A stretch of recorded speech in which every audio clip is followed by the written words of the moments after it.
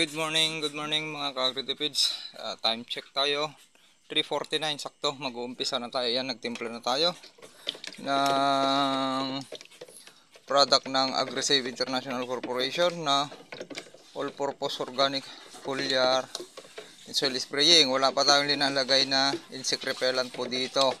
Basta ito muna yung ginagamit natin kung kaya niyang ma-refill pa yung ma-prevent yung mga insekto dyan dahil nga napapatigas natin. Halos kompleto yung laman yan. Ayan, naglagay tayo. Yung takalan natin. Okay, tara, isang load ulit. At ang araw ngayon ay February 3, 2024 at mag 30 days yung tanim nating palay. Okay, let's go. Mamaya siguro i-review natin. Yan, huwag nyong kalimutan maghaluin nyo mabuti para maganda yung distribution. Okay, para maiwasan kayo sa mga burn effect, lalo yung mga insecticide na pinaglalagay ninyo at fungicide. Sharing is caring. At kahit sa organic, pag hindi totally fermented yung ginagamit nyo, lalo yung mga insect repellent ay nakakasunog. Okay, let's go. Ayan, si Pinsan James naman. May 3 loads pa, nakakuan tayo. Ang loads natin ngayon ay 4, 8, 9, 10, 11 loads na ako. Ika 12 loads yan. Talagang malalaki na yung palay natin at dinagdagan ko na. Post muna natin. Katabi natin, pinasaktan pa. Ganda na ng plant prep. May konting damo lang. Nag-herbicide ata. Mapansin natin na yung dinaanan ng herbicide. Okay, yan na yung palay natin dito. Tara, puntahan natin si Pinsan James doon para makita nyo, masilip nyo yung ganda ng palay doon. Ipatamam jigid, magnakat na nanti ko ha. Patamam jigid, nuhan palikaw kamam damdam ha. Ayan, panoorin natin. Ito yung nakaiwalay. Ito yung pinakamalakas umani na pinitak natin. Sige, magnatan. Napakaganda ng pagkakon nito. Pagka-transplant at ang daming sowe. Kasi yan, yung binabagsak natin tubig dyan, nakatrap tayo dun Okay, yan, panoorin natin si Pinsan dyan. Tapos gumawa ako ng daanan dito. Ayan, maluwang yung daanan dyan. Yan, teka, para dito tayo. Ayan napakaganda dito. Dito tayo aanin ang pinakamalakas. Inanihan natin ito, yung variety na yan parang Amerikano, NK5017 ng 54 bags. Itong dalawang pinitak na to. Okay, magandang morning. Ibigay natin yung nararapat dahil ang mahal ng presyo ng palay ngayon. Pagkakataon natin para kumita naman kaysa yung nung naibatas yung RTL, nung nagsimula ay puro tayo lugi. Pumalo sa 9 pesos, 10 pesos hanggang 12 pesos. Maswerte na tayo sa 14 pesos noon. Ayan, okay. Ayan, ginawa kong daanan kasi pag malaki na yan, wala na tayong dadaanan. Ang ginawa ko, binungkal ko yung isa, tapos iginanon ko, tinabi ko na lang. Okay, sharing is caring. Ayan, pasilip ko sa inyo yung ganda ng kon dito. May kanal tayo dyan. Ayan, lahat ng bumabagsak. Ayan, yan yung likod ng piggery. Kaganda na. Linis ng edke walang sakit. Parehas dito sa Longpen 2096, walang sakit. Ayan, yung kanal natin, nakatrap lahat yan. Dahil wala tayong sinasayang na tubig ngayon. Ngayon, ang discard natin kasi vegetative stage nga, active tillering stage. 5 days tayo hindi nagpapasok ng tubig, medyo kumunat. Kailangan i-continuous na natin. Kasi ang kapal na ng palay natin, kailangan mas maraming tubig ang kakainin niya para buminat. Tapos suportahan natin ng foliar spraying. Ayun, nag-Agrisave International Corporation na organic all-purpose foliar in soil spraying. Soil spraying pa rin yun hanggang tumatama sa soil. Ayan, combination ng foliar at tumatama dun sa soil sa lakas ng power sprayer.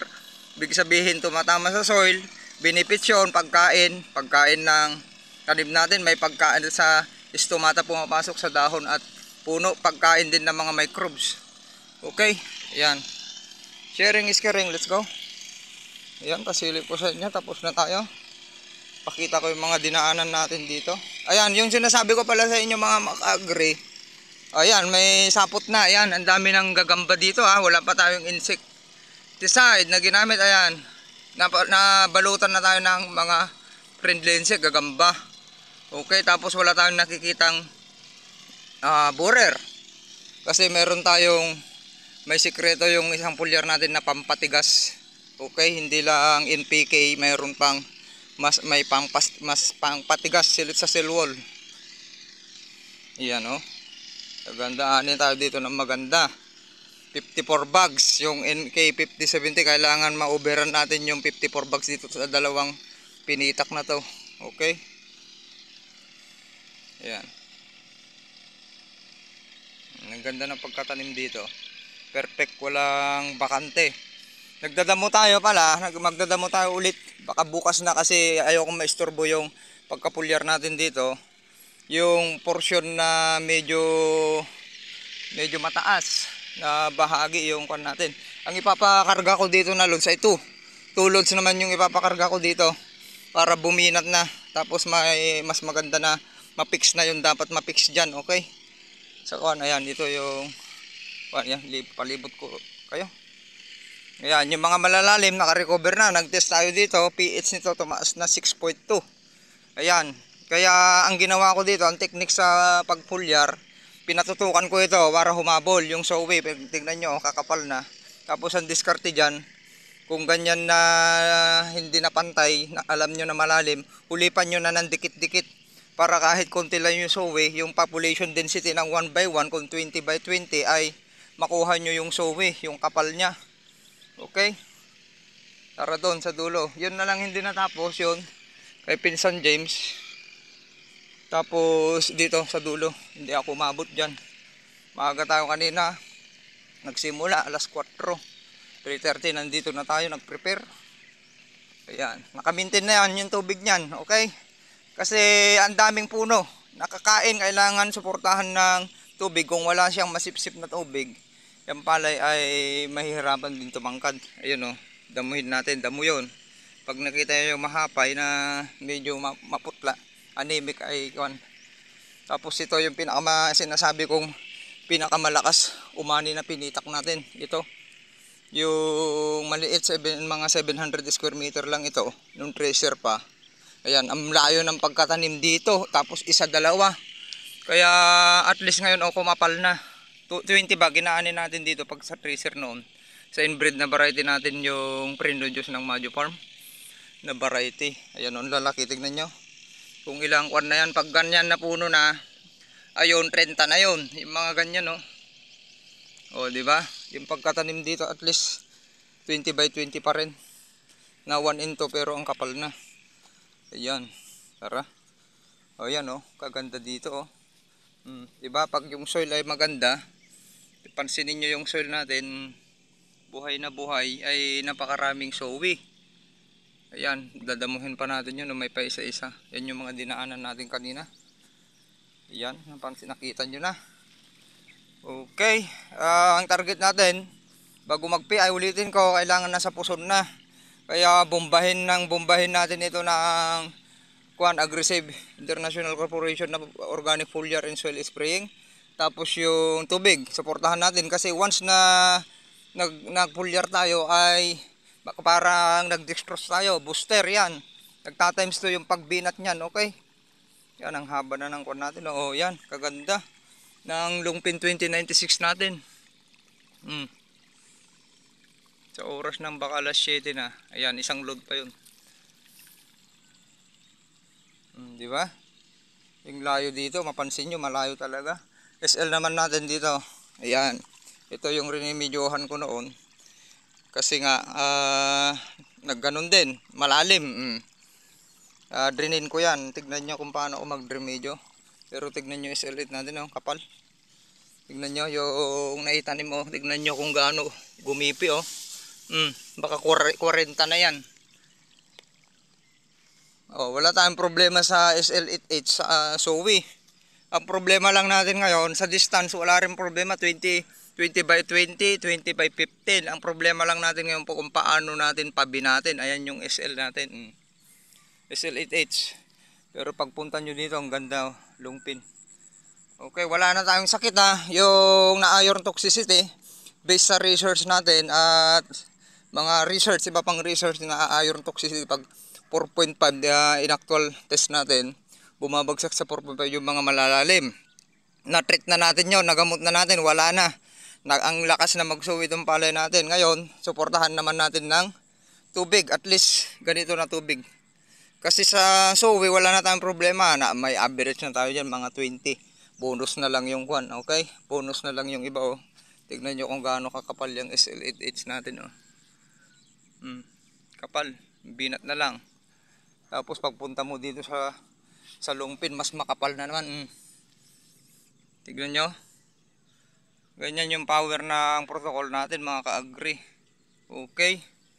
Ayan, abangan nyo lang. I-upload ulit natin ito sa YouTube channel, AgriTVPH. At yung Facebook, i-PM nyo ako sa Facebook account, April Banalsugi. Or i-PM nyo yung mga kasama natin na kagagaling magsaka rin. Okay. Sila, yan. Hindi ko na i-mention. Punta na lang kayo sa group chat, makikita nyo. Ito naman yung SL20H natin. Di ba? Kakuha na. Dito yung malalim, naka-recover na. Ito. Diyan pumapasok yun. I-drainin ko rin noon ito. Ganun lang mag-remedyo.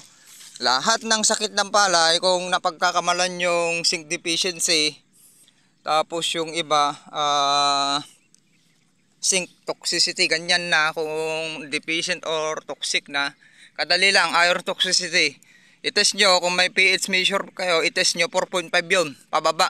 Ibig sabihin, no, acidic, kahit ang dami yung binitaw na mga nutrients dyan, tapos mababa, lubak, hindi na decompose yung mga dayami, yun nagkakasakit kasi nga, yung ugat ng palay ay nasasaktan. Ibig sabihin, pag mainit, nasasakay, hindi makasingaw methane gas.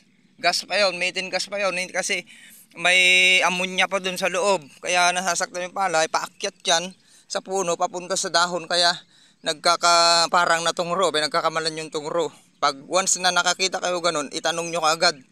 No, kung may mga nagtatanong sa inyo, ano ba yung saan ba part yun, malalim o mataas? Ibig sabihin, pag malalim, automatic yun, iron toxicity. Ayan, ganda na ng SL con natin dito. Ito yung dati nating punlaan. Ganun din. Basta yung con natin dito, baka mag-average na tayo ng 20, mahigit 20 to 30. Lalo yung punlaan natin na organic, 30 na yun. Kasi may distance yun ng 20-20.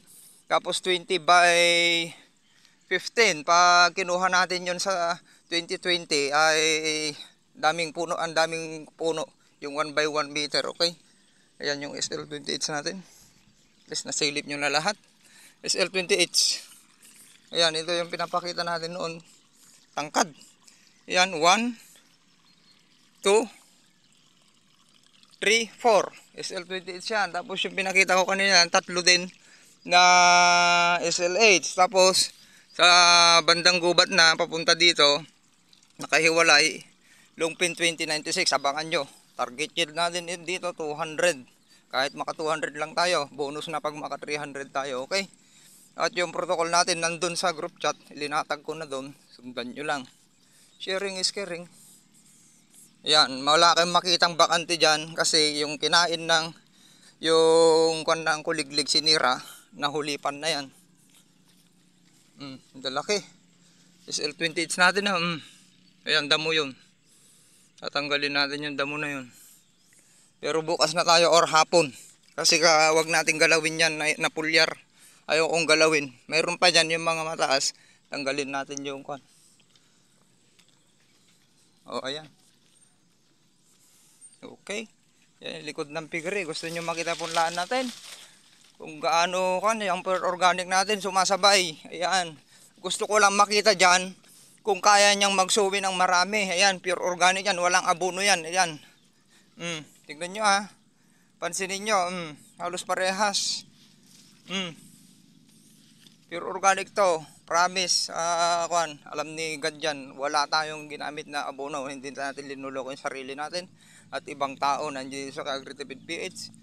Hanggang actual sa inyo para makita nyo yung lahat ng ating ginagawa. Yan, no? Tignan nyo ang kapal. Pagpunta natin doon na kondisyon yung punlaan natin, mas makapal na naman. Tignan nyo itong, dito tayo naglinis yung binidyo ko dito. Oh. Diba, inapak-apakan natin. Tignan nyo kung paano bumulas ngayon. Kabilis buminat dahil nga na weather. Parang na weather na yan, nadaanan natin, nagkaroon ng sapat na oxygen sa bandang ugat. Tapos yung abono, naapakan natin, pumunta kaagad sa root zone. Kaya kinakain na yon. Ganun yung proseso ng SRI. Mag-abono muna kayo o magpakain ng organic bago nyo linisan. Padaanan nyo ng weather, mechanical weather sa gitna. Or yung manual na tinutulak. Ngayon, ganun rin yung proseso natin. Pag may nakita kayo mga damo dyan, tanggalin nyo, apak-apakan nyo rin. Kasi natutulungan nyo yung palay na tumangkad. Pag hindi nyo ginalaw yon, wala, hindi tatangkad. Pansinin nyo na lang pag nag-garden kayo, kahit bato-bato dyan, pangit yung lupa. Pag nagagalaw yung lupa, tumatangkad yung, kumakapal yung ugat ng palay nyo, lumalalim. Pag kumapal at lumalim yung ugat ng palay, ibig sabihin nun, maglalabas ng mga sanga-sanga, ganun din sa palay. Magbubunga yun ng maganda kasi malalim yung roots. Napakapal natin. Once na hindi nyo mapakapal yon, hindi magbubunga ng maganda yun, hindi magsasanga ng maganda ito yung punlaan natin. 30 na ang dito. Pag kunin natin yung 20 by 20, kasi ito 15-15 eh. Yung iba, mayroon na tayong average dito na 30. 30 na sowi. Ayan. Sa 1 by 1 meter. Oh, ito yung SL kon natin. Okay, nakakon na tayo 15 minutes. Dito yung lalaki. Ito yung tinis natin sa pH. Pag malaki yung palay sa part na natutuyuan maganda, umaabot siya ng 6.8 pH yung reading natin dito banda. Pag yung malubak, yung acidic 4.5. Nung nag-recover yan after 1 day, nung pinatuyuan natin, naging 5.1, naging 6.2 na. Kaya mapapansin nyo, na-recover na siya, kabilis. Ganun lang, patuyuan nyo lang. Once na hindi nyo mapatuyuan yon, lalo puro abono linalagay ninyo, ay lalong nagkakasakit. Tayo ay may kombinasyon tayo ng organic, nag-pure organic tayo. Kombinasyon ng inorganic, kaya kabilis yan makorek dahil yung microbes hindi natin pinapatay, pinaparami natin yung mga microbes, mga microorganism na magbubuhaghag dyan. Yung microbes ang magpipix dyan, mga microorganism, at magre-release din ng ibang sustansya. Okay, ayan. Sharing is caring. Nandito sa Agritipid PS, handang tumulong sa inyo, PM nyo lang. Maraming salamat.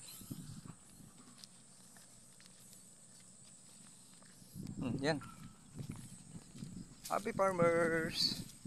Diba kaganda? Tignan nyo kung kabilis buminat.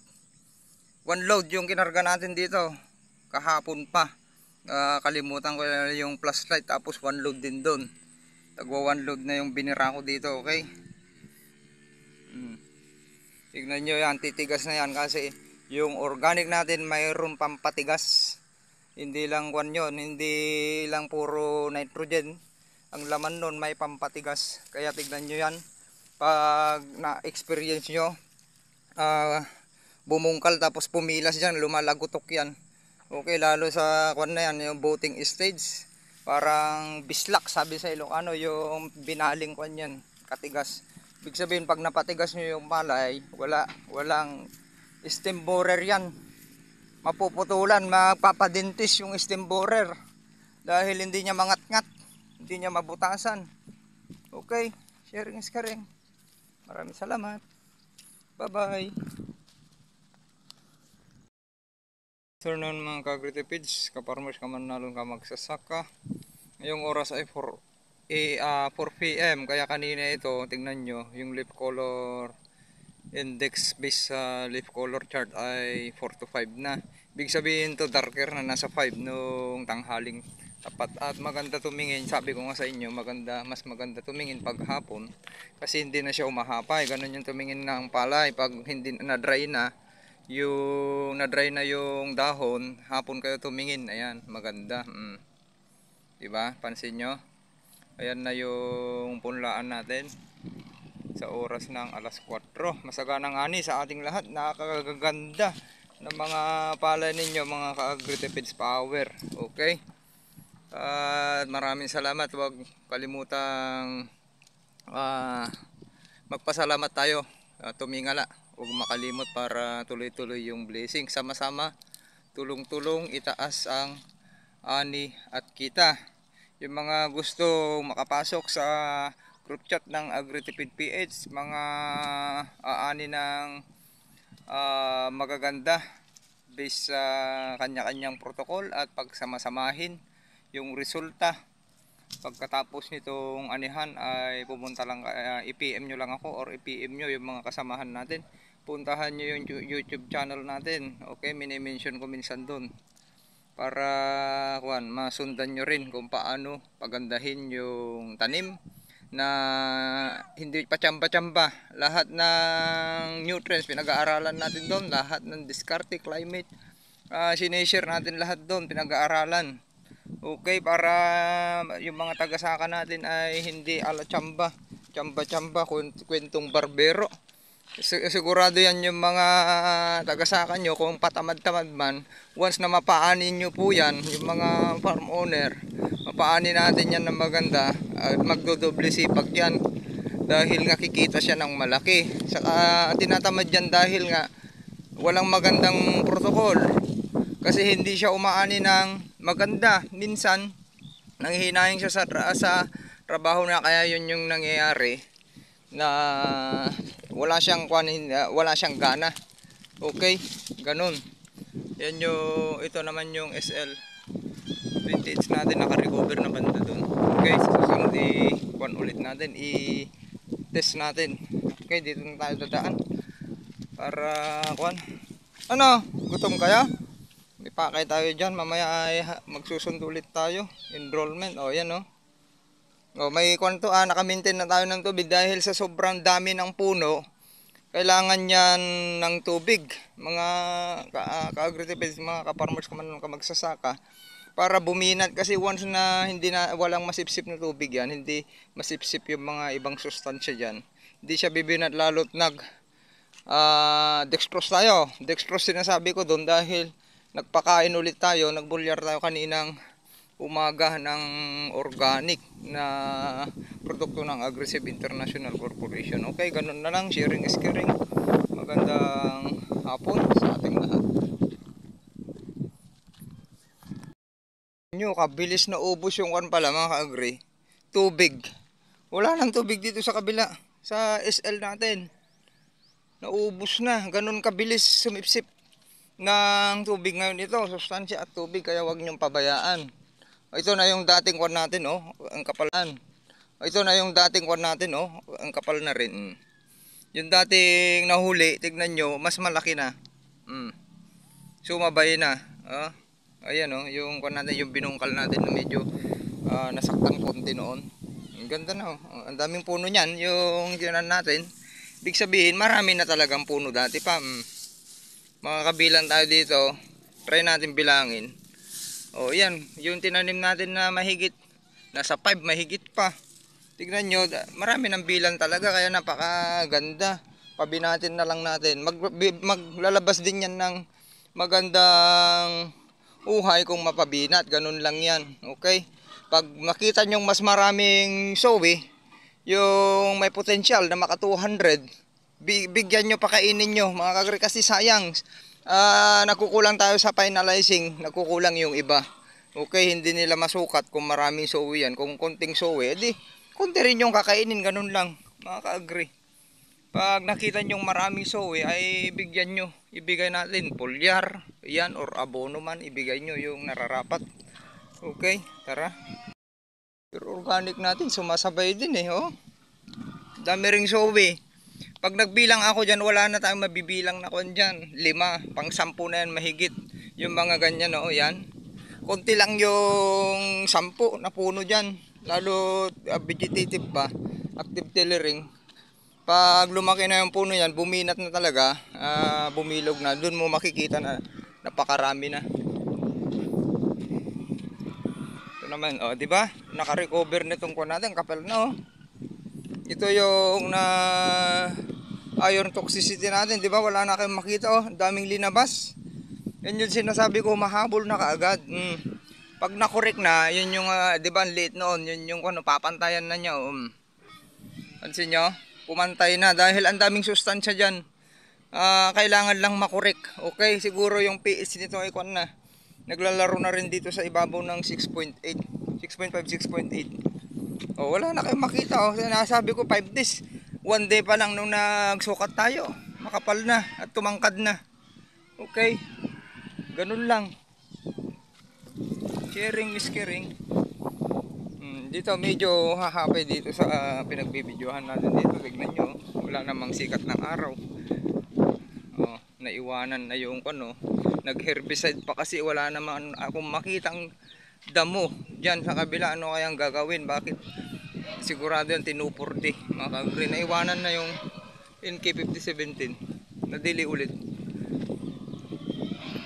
Diba? Medyo mahapay dito pero ganda ng kapal nyo. Masaganang ani sa ating lahat. Okay, wala pa tayong ginamit dito, promise, na insect repellent. Yun lang kasi may gusto tayong patunayan. Yun lang ini-spray natin na kanyan produkto ng Agricultural International Corporation na wala pang insect repellent. Hindi namin i-mix. Hindi ako nag-mix para makita natin yung resulta kasi meron tayong ini-experiment yung bagong timpla. Maraming salamat.